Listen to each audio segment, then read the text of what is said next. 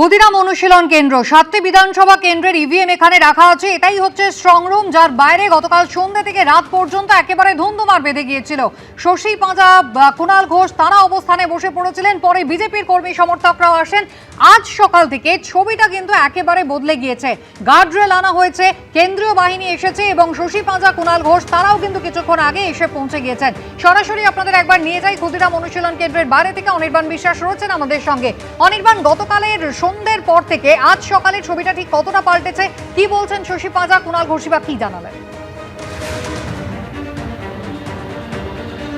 দেখুন, নিরাপত্তা দৃষ্টিভঙ্গি দিয়ে দেখলে কিন্তু আমূল পরিবর্তন ঘটে গিয়েছে ক্ষুদিরাম অনুশীলন কেন্দ্রের বাইরে। তোমাকে ছবিটা একবার দেখাবো, আমার ক্যামেরা পার্সন শুভঙ্করকে দেখাতে বলবো যে গোটা ক্ষুদিরাম অনুশীলন কেন্দ্রের যে মূল এন্ট্রেন্স, যেটা মেন গেট, সেই জায়গা দিয়ে কিন্তু এই মুহূর্তে কাউকেই প্রবেশ করতে দেওয়া হচ্ছে না, যদি না প্রার্থী এবং তার চিফ ইলেকশন এজেন্ট তারা আসেন।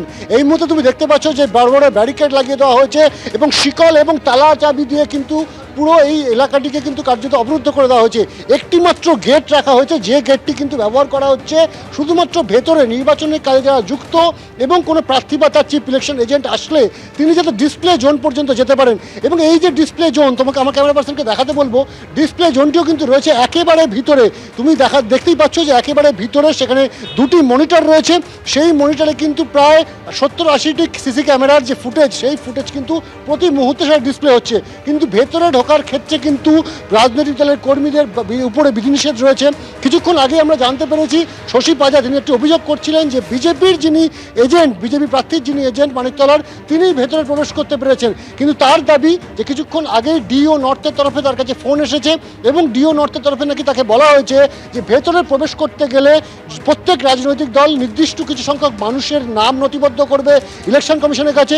সেই নামের পরিপ্রেক্ষিতে ইলেকশন কমিশন পাস ইস্যু করবে এবং সেই পাস গেটে দেখে তবেই ভেতরে প্রবেশ করতে পারবে। গতকালকে রাত্রের পর নিরাপত্তার ছবিটা আমূল বদলে গেছে।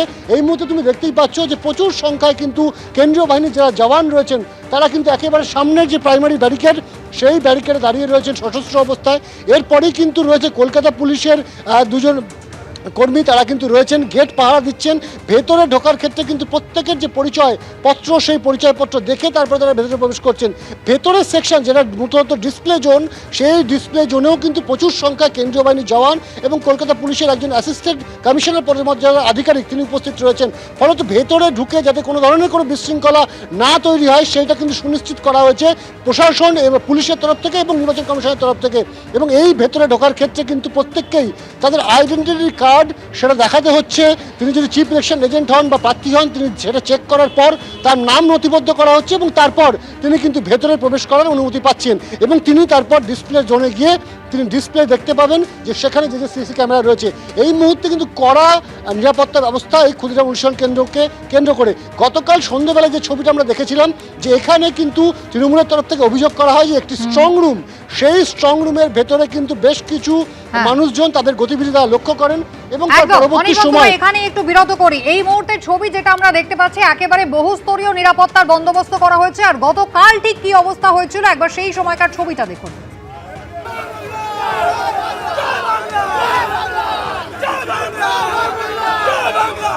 काली घट्टी खुश करके हमारे नेता वहाँ पर ये कर रहे हैं, वो गाली दे रहा है।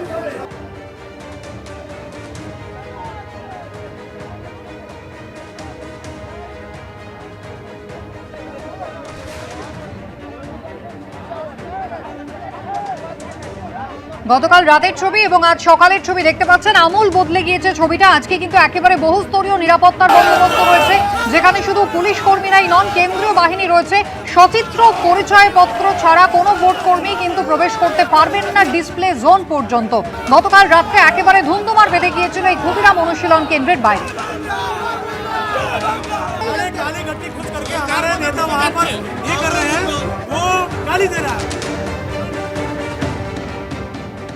গতকাল ক্ষুদিরাম অনুশীলন কেন্দ্রের বাইরেই শশী পাঁজা, কুণাল ঘোষ তারা একেবারে অবস্থান করছিলেন, প্রতিবাদ করছিলেন। আর সকালে ওই দুই তৃণমূল প্রার্থী তারা পৌঁছে গিয়েছেন। কুণাল ঘোষ বলছেন গতকালের প্রতিবাদের পর থেকে আজকে কিন্তু ভেতরে মুভমেন্ট বন্ধ রয়েছে মানুষের, যদিও নজর তারা রাখছেন।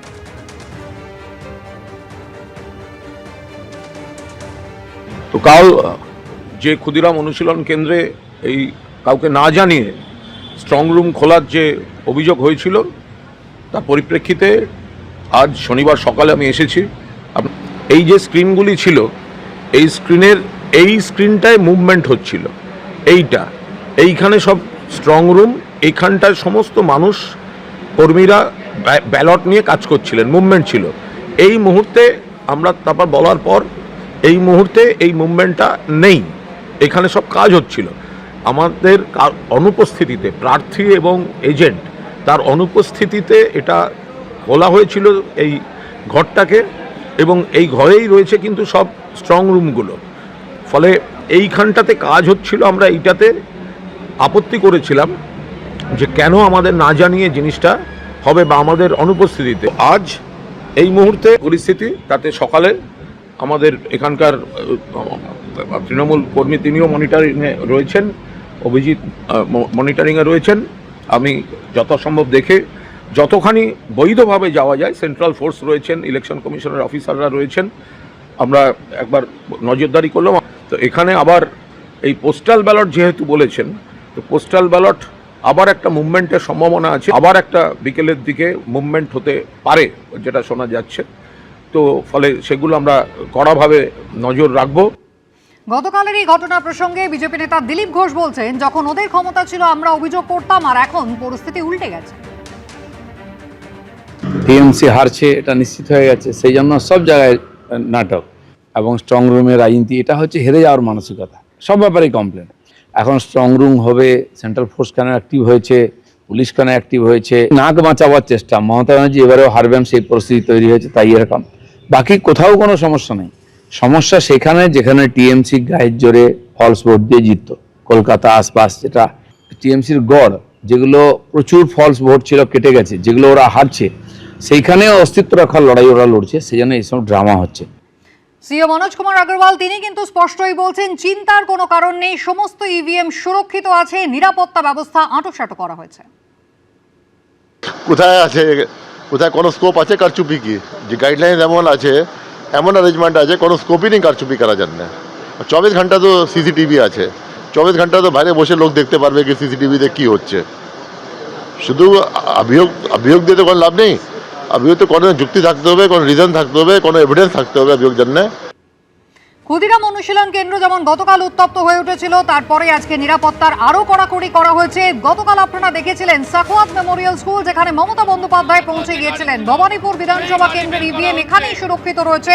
সেই স্ট্রং রুমে গতকাল প্রায় 4 ঘন্টা ছিলেন মমতা বন্দ্যোপাধ্যায়। আজ সকালে স্ট্রং রুমের বাইরে নিরাপত্তার কতটা বদল হলো, সরাসরি সুকান্ত মুখোপাধ্যায় আমাদের ছবিটা দেখাবেন। সুকান্ত, গাড়ি বের করা হচ্ছে। দেখো, এর আগে 10টার সময় যে ছবি দেখাচ্ছিলাম সেখান থেকে কিন্তু আমূল পরিবর্তন হয়ে গেছে। সেন্ট্রাল ফোর্সের ডেপ্লয়মেন্ট কিন্তু আগের তুলনায় অনেকটা বেড়েছে। কিছুক্ষণ আগে এই রাস্তা জুড়ে তারা দাঁড়িয়েছিলেন, তারা রুট মার্চ করেছিলেন, এবং এই মুহূর্তে তারা বিভিন্ন দলে ভাগ হয়ে বিভিন্ন জায়গাতে তাদের কিন্তু ডেপ্লয়মেন্ট হয়ে রয়েছে। আমরা দেখতে পাচ্ছি কলকাতা পুলিশের পাশাপাশি সেন্ট্রাল ফোর্সের তরফেও এখানে তাদের ডেপ্লয়মেন্ট রয়েছে। তার পাশাপাশি এই যে লর্ড সিনা রোড, এই লর্ড সিনা রোড পুরোপুরি বন্ধ করে দেওয়া হয়েছে সাধারণ কোনো গাড়ি যাতায়াতের জন্য। একমাত্র আশপাশে যে সমস্ত কমপ্লেক্স বা মল রয়েছে সেই সমস্ত জায়গার গাড়ি ছাড়া অন্য কোনো গাড়ি কিন্তু অ্যালাউ নয়। এবিপি আনন্দ, এগিয়ে থাকে, এগিয়ে রাখে।